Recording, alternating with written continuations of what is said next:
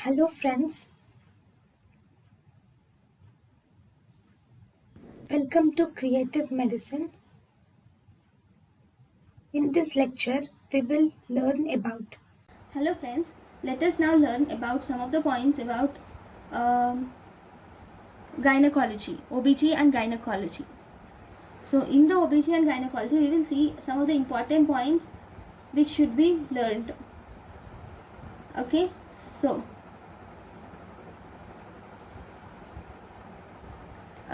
if you see, uterus is to corpus ratio in puberty. There is one liner which is at puberty. What is the uterus to corpus ratio? Uterus to corpus ratio at puberty is equal to 1:2. Then second one liner is about Ferryman-Galway scoring system. What is Ferryman-Galway scoring system? With the help of this Ferryman-Galway scoring system, we diagnose hirsutism. Hirsutism is diagnosed when the score is more than 8. If it is more than 8, we call it as hirsutism.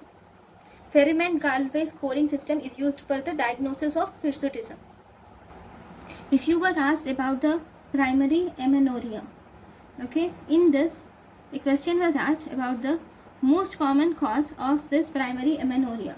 Most common cause of this primary amenorrhea include gonadal dysgenesis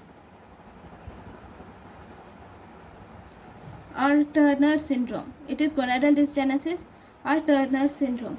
And the second most common cause is called as Mullerian dysgenesis. The next common cause is testicular feminizing system. Ascending to descending order, if you see, most common cause of amenorrhea is gonadal dysgenesis or Turner syndrome, followed by Mullerian agenesis, followed by testicular feminizing syndrome. A question is asked in the previous years where a 52-year-old postmenopausal female presents with unilocular and with ovarian cyst. It is given as ovarian cyst. The female has ovarian cyst of size 6 centimeters and normal CA 125. What are you going to do this? See, if an ovarian cyst is given and normal CA 125 levels, so this is probably a benign cyst. Okay, and this cyst management depends on the size. If the size of the cyst is less than 7 centimeters, then you can actually wait and watch. Expectant management can be done if the size of the ovarian cyst is less than 7 centimeters. So, what are the tocolytic drugs? See, the normal tocolytic drugs everyone knows, like isoxaprine, or if you see ritodrine, or salbutamol, or ethanol. See, magnesium sulfate is a tocolytic. Okay, nifedipine, because it is a calcium channel blocker, so it is tocolytic. Atosiban is still under the trials, but it is a tocolytic.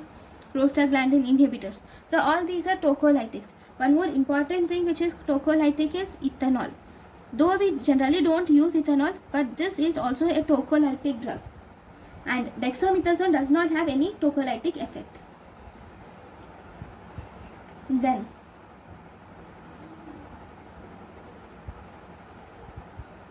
if a question is given, has 16-year-old girl with pruritus and also vaginal discharge and previously is treated with urinary tract infections, then what is the diagnosis? The diagnosis is candida infection presently.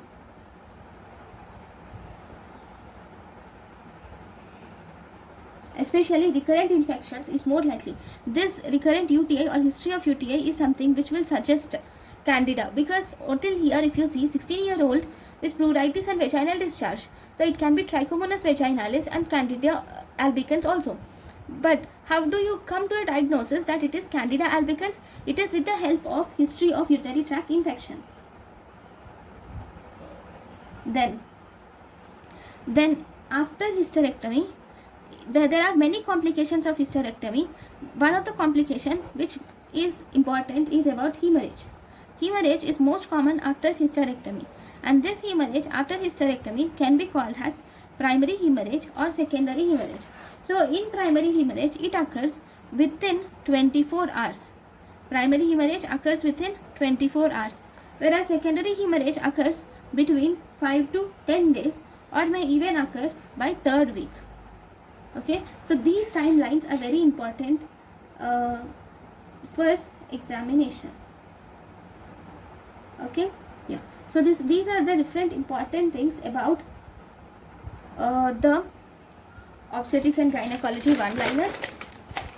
One more thing which I would like to tell you is there is a case history which is given. This is NEET question 2016, which states in 25-year-old female there with placenta previa and there is severe bleeding.